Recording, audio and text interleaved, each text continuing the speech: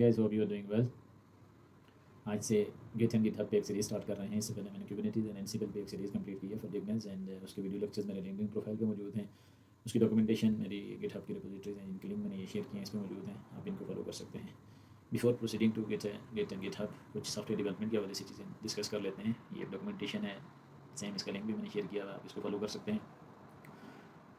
जो earlier days थे software development के, लाइक 1960 से 1980 का जो टाइम पीरियड था, उसमें सॉफ्टवेयर डेवलपमेंट बड़ी सिंपल और कुछ सिंपल स्मॉल टीम्स काम करती थी। और वो काम कैसे करती थी कि कोड को पंच कार्ड पे स्टोर कर लिया, मैंने टेप्स पे स्टोर कर लिया, फ्लॉपी डिस्क पे स्टोर कर लिया। अब इसमें मुश्किल क्या आती थी कि टीम की कोलैबोरेशन वो एक्सट्रीमली डिफिकल्ट थी। कोई भी बंदा, कोई यूज़र, प्रोग्रामर, डेवलपर उसको अगर ओवर राइट कर ले तो आपका जो डेटा है वो लॉस्ट हो सकता था। हिस्ट्री, रोल बैक, ब्रांचिंग का कोई भी फैसिलिटी नहीं थी। इसको एक ऐसे समझ लेते हैं कि आपकी 3 टीमें काम कर रही हैं। ये सारी टीमें अपने मैनेजर को, टीम लीड को डेटा प्रोवाइड करनी है। डेटा कोड लिखा, इसने कोड प्रोवाइड कर दिया, आपने अपने मैनेजर को, टीम लीड को कोड प्रोवाइड कर दिया। वो कोड फ्लॉपी डिस्क पे, पंच कार्ड पे किसी भी तरीके से सेव हो रहा है। दूसरे मेंबर ने लिख लिया, तीसरे मेंबर ने लिख लिया। अब इसमें एक तो इशू ये आ रहा था कि इस सारे वर्जन्स को मैनेज करना बड़ा मुश्किल था। ये एक डेवलपर है, इसने कोड लिखा, टीम लीड अपने मैनेजर को दे दिया, दूसरे ने कोड लिखा, मैनेजर को दे दिया। मैनेजर के लिए ये सारे कोड को स्टोर करना, सेव करना, इनके बैकअप लेना, ये एक चीज़ मुश्किल थी। अब अगर इनके डिफरेंट वर्जन बन रहे हैं, सपोज डे 1 पे एक यूज़र ने 10 लाइन्स कोड की लिख ली हैं, यूज़र 2 ने 20 लाइन लिख ली हैं, यूज़र 3 ने 30 लाइन लिख ली हैं। नेक्स्ट डे पे आके यूज़र 1 अगर कोई कोड लिख रहा है तो वही कोड दोबारा इसको सेव करना है। यूज़र 2 ने कोड लिखा है, उस कोड को उसने कहीं किसी जगह पे सेव करना है। सो एक तो ये कैपेसिटी इंक्रीज़ कर रहा है। मतलब ये नहीं था कि इंक्रीमेंटल डेटा आपका सेव हो रहा हो, वर्जन 1 सेव हो गया, वर्जन 2 सेव हो गया, सिमिलरली यूज़र 2 का सेव हो गया। ये डेटा अगर लास्ट हो जाता है तो ये रोल बैक की फैसिलिटी भी नहीं थी इसमें कि आप इसको रोल बैक करके आप अपने पुराने कोड पे, वर्जन पे जा सकें।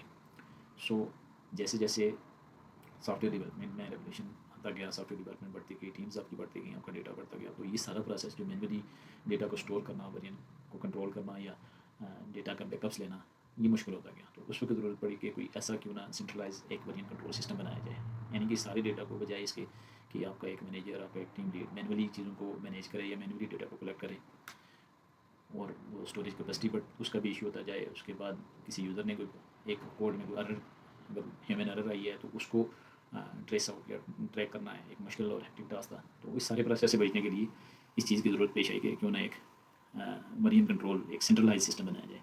तो उस वक्त जो वर्जन कंट्रोल सिस्टम था VCS, उसकी फर्स्ट जनरेशन को इंट्रोड्यूस किया गया। अब इस सारे प्रोसेस को जो कोड हम मैनेज करते हैं, जो चेंजेस या चेंजेस हम ट्रैक करते हैं या जो चेंजेस हम सेव करते हैं डेटा में, तो इस सारे प्रोसेस को जो आपका सॉफ्टवेयर डेवलपमेंट हो रही है उसमें जो डिफरेंट स्टेजेस पे डिफरेंट चेंजेस आ रही हैं, लाइक डे 1 पे एक कोड लिख लिया गया, डे 2 पे लिख लिया गया, एक डेवलपर 1 ने लिखा, डेवलपर 2 ने लिखा, XYZ टीम ने लिखा।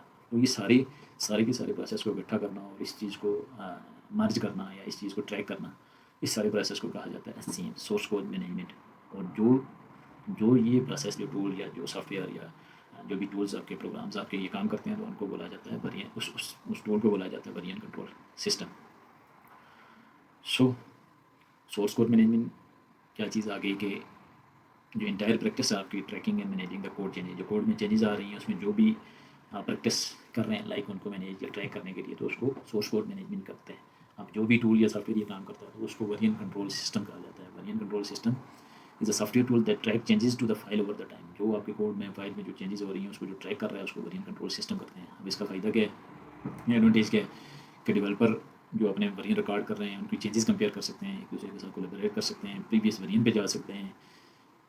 वर्जन कंट्रोल सिस्टम आपको हिस्ट्री प्रोवाइड करता है सारे चेंजेस की, आपको ये एबिलिटी देता है कि आप प्रीवियस वर्जन पे रिवर्ट कर सकें। टीम की कोलैबोरेशन को सपोर्ट करता है, ब्रांचिंग एंड मर्जिंग को करता है। वर्जन कंट्रोल सिस्टम 2 तरह का आ जाता है। नंबर 1 है centralize version control system. Centralize version control system में क्या होता है कि आपका एक सेंट्रलाइज वर्जन कंट्रोल सिस्टम में क्या होता है कि आपका एक सेंट्रल सर्वर है। ये सेंट्रल सर्वर आ गया, आपके different, you can say that के डिफरेंट यूज़र हैं, टीम्स हैं, यूज़र हैं, डेवलपर्स हैं। तो ये सारे इसके अंदर सेंट्रल कंट्रोल, जो सेंट्रल सर्वर है, सेंट्रल सर्वर के अंदर एक सेंट्रल रिपोजिटरी बना दी जाती है। सो जितने भी ये डेवलपर्स हैं या टीम्स हैं जो सॉफ्टवेयर डेवलपमेंट में इन्वॉल्व हैं, ये सारे अपना कोड इस रिपोजिटरी पे पुश कर रहे हैं, सेव कर रहे हैं। यूज़र 1 ने, डेवलपर 1 ने कोड लिखा, उसने पुश कर दिया, डेवलपर 2 ने कोड लिखा, उसने इस सेंट्रल रिपोजिटरी में पुश कर लिया। सो सेंट्रली जितना भी आपका कोड है उसके जो भी वेरिएंट बन रहे हैं, यूज़र 1 ने डे 1 पे कुछ कोड लिखा, पुश किया, डे 2 पे आके कोड लिखा, उसने पुश किया। एक तो ये विजिबिलिटी आ रही है कि कौन सा यूज़र कौन सी चेंजेस कर रहा है, कौन सा यूज़र कौन सी एक्टिविटी कर रहा है, और ये सारा डेटा जितने भी कोड की चेंजेस हैं सारी एक ही रिपोजिटरी में सेव हो रहा है। आप इसको ट्रैक कर सकते हैं, चेंजेस को ट्रैक कर सकते हैं, हिस्ट्री देख सकते हैं। इसने वेरिएंट 1 बना लिया, वेरिएंट 2 बना लिया, वेरिएंट 3 बना लिया। ये वेरिएंट कंट्रोल सिस्टम आपको रोल बैक या रिवर्ट करने की, एक वेरिएंट 1 लिखा और उसको यूज़र को, डेवलपर को ये लगा या टेस्टिंग गेम को ये लगा वेरिएंट ठीक नहीं है, या वेरिएंट 2 लिख लिया और 2 में मतलब ये फील हुआ कि ये वेरिएंट ठीक नहीं है, तो उसको रिवर्ट करके वेरिएंट 1 में भी वो जा सकता है। सो एक तो डेटा आपका सेंट्रलाइज हो गया, सेंट्रलाइज रेपो पे स्टोर होना शुरू हो गया। उसके बाद वेरिएंटिंग आपके पास आ गई, और उसके बाद विजिबिलिटी आपके पास आ गई एज पर टीम के कौन सी टीम, कौन सा यूज़र, डेवलपर आपका कौन सी एक्टिविटी या चेंजेस कर रहा है, ट्रैक कर रहा है। अब इसने जो हमारा जो अर्लियर स्टेजेस की डेवलपमेंट, सॉफ्टवेयर डेवलपमेंट के जो डिसएडवांटेज है उसको ओवरकम तो कर लिया, लेकिन साथ ही इसका जो अपना एक डिसएडवांटेज था वो ये था कि आप इस सेंट्रलाइज सर्वर को एक्सेस करने के लिए आपको इंटरनेट की एक्सेस ज़रूरत थी।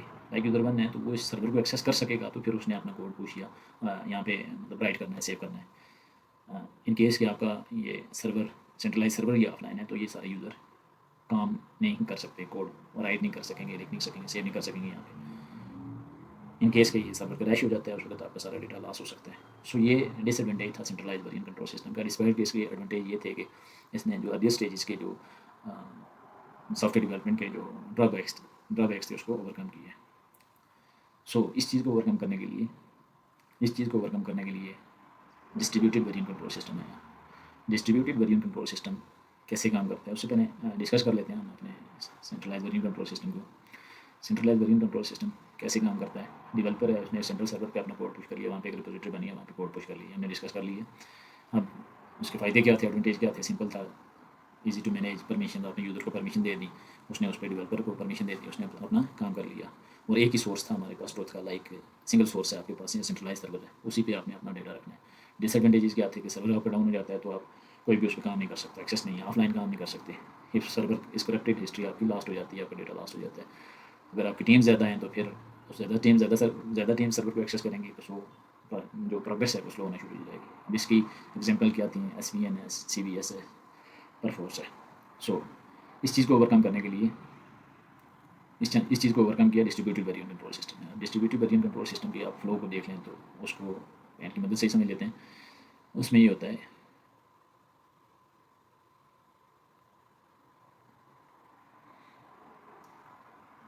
ये आपके 3 यूज़र या 3 डेवलपर या 3 टीम्स कह लें कि आपकी 3 टीम्स हैं, तो इसमें ये काम किया जाता है कि डेटा को 2 जगह पे स्टोर किया जाता है, लोकल रिपोजिटरी में, और लोकल रिपोजिटरी से सेंट्रल रिपोजिटरी में, रिमोट रिपोजिटरी में।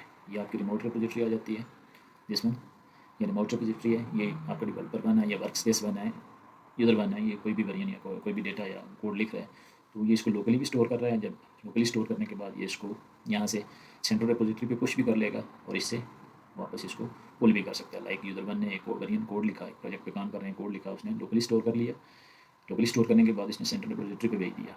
अब सेंट्रल रिपोजिटरी के साथ बाकी आपकी टीम यूज़र वो सारे आपके साथ इस सेंट्रल रिपोजिटरी के साथ अटैच हैं। सो वो इस कोड को अपने पास पुल भी कर सकते हैं। यूज़र 1 ने डेटा लिखा, कोड लिखा, यूज़र 2 इसको पुल कर सकता है अपने पास, यूज़र 2 ने कोड लिखा, सो ये इसको पुश करेगा सेंट्रल पे, यूज़र 3 इसको पुल कर सकेगा। सो इन केस इसका एडवांटेज क्या हो गया, एडवांटेज ये हो गया कि डेटा आपका लोकली भी स्टोर हो रहा है और डेटा आपका सेंट्रल रेपो पे भी स्टोर हो रहा है, रिमोटली भी स्टोर हो रहा है। इन केस आपकी सेंट्रल रिपोजिटरी ऑफलाइन है तो still user can work, like वो इस कोड को या उस डेटा को लोकली स्टोर कर सकते हैं अपने पास। और जैसे ही सिस्टम आपका ऑनलाइन होता है, सेंट्रल रिपोजिटरी आपकी ऑनलाइन होती है, तो वो इसको पुश कर सकते हैं इस सेंट्रल रिपोजिटरी में।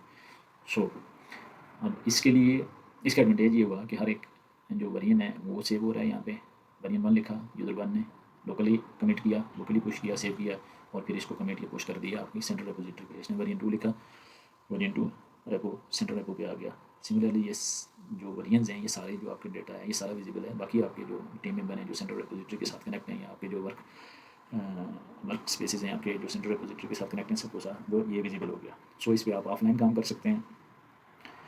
उसके बाद डेटा आपका सेव रहता है और रोल बैक कर सकते हैं। एक यूज़र ने एक वेरिएंट लिख लिया, वेरिएंट 1 2 3, और 3 वेरिएंट पे उसको ये लगा कि नहीं ये दिस इज नॉट गुड और there is something wrong with this data, so you can revert to old version like V2 or V1. So the only disadvantage is that कि ये सारा प्रोसेस जो जो चीज़ें बढ़ रही हैं, ग्रो कर रही हैं, तो ये जो सारा प्रोसेस है ये कॉम्प्लिकेटेड हो जाता है, कम्प्लेक्सिटी आ जाती है। लेकिन ऑन द अदर एंड ये सेव है, आपका डेटा सेव है, आपको रोल बैक की वर्जनिंग की हर तरह की इसमें फैसिलिटी मिल रही है। इससे पहले जो लिनक्स यूज़र थे वो बिट ब्लॉकर के नाम है, बिट कीपर के नाम से जो डिस्ट्रीब्यूटेड वेरिएंट कंट्रोल सिस्टम था वो यूज़ करते थे। बिट कीपर 1990s में जो एक कंपनी थी बिट मूवर, उसने इन्वेंट किया था। और इनिशियली ये like free of cost, you can say that कि फ्री ऑफ कॉस्ट था, इसको कोई भी यूज़ कर सकता था। लेकिन इन 2005 जब इस पे जो इसका फ्री यूज़र था उसको रिपोर्ट किया गया, तो उस वक्त ये लिनक्स यूज़र को या बाकी जितने भी यूज़र थे, यू कैन से दैट जो डेवलपर थे उसको उनको ये मतलब एक डिफ़िकल्टी आ गई लाइसेंसिंग की और कॉस्ट की। सो उस वक्त जो लिनक्स टॉरवर्ल्ड जिन्होंने ओपन सोर्स कर्नल बनाया था लिनक्स के लिए, तो उन्होंने ये काम किया कि ओपन सोर्स बनाया, डेवलप किया गिट को। सो गिट एक ओपन सोर्स रिपोजिटरी है जिसमें डेवलपर अपना कोड पुश कर सकते हैं। गिट एक सॉफ्टवेयर टूल आ जाता है जो सर्वर आपने इंस्टॉल करनी होती है। और जो गिट हब है वो एक सेंट्रल रिपोजिटरी है, उसमें आप अपना अकाउंट क्रिएट करते हैं, उसमें आप प्राइवेट एंड पब्लिक रिपोजिटरीज बना सकते हैं और उसमें फिर आप अपना डेटा कोड पुश कर सकते हैं, कमिट कर सकते हैं, डिफरेंट वेरिएंट्स रख सकते हैं और उन वेरिएंट्स को आप locally pull and push like अपने डेटा उस रिपोजिटरी में सेव करना है या वहाँ से डेटा आप अपने लोकली सिस्टम में लेके आना चाहते हैं तो वो लेके आ सकते हैं। सो ये एक छोटा सा ओवरव्यू था और ये हिस्ट्री थी।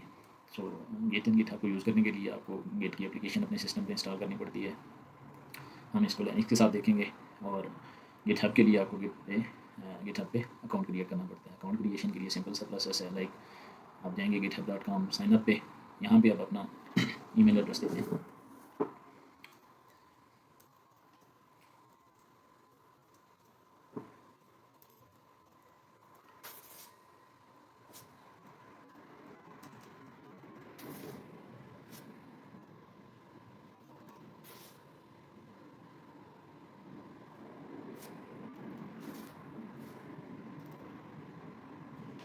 So simple सा create an account, verify your account, verification completed, verification email sent to your account.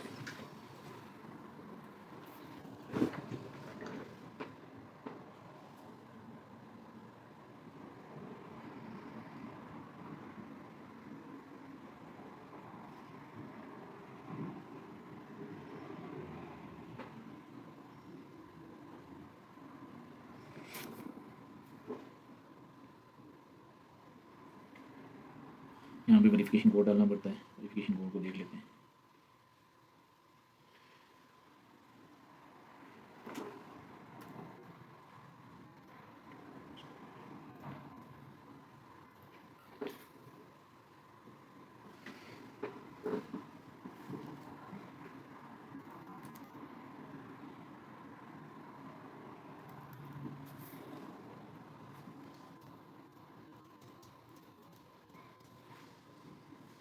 सो ये हमारा डैशबोर्ड आ जाता है।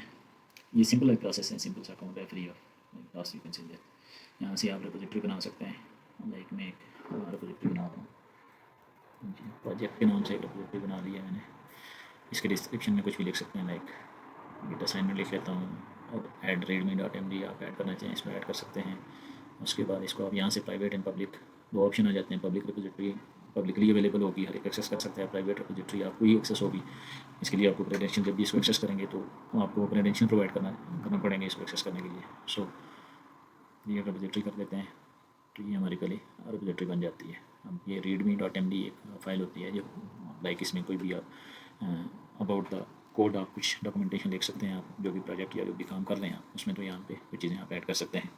ये एक सिंपल सा ओवरव्यू था। इंशाल्लाह नेक्स्ट लेक्चर में मिलते हैं गिट के इंस्टॉलेशन पे, गिट की कमांड्स पे, गिट लाइनक्स पे आप कैसे गिट इंस्टॉल कर सकते हैं, उसकी कमांड्स कौन कौन सी होती हैं, रिपोजिटरी कैसे ऐड कर सकते हैं। इंशाल्लाह नेक्स्ट लेक्चर में देखते हैं। Thank you so much.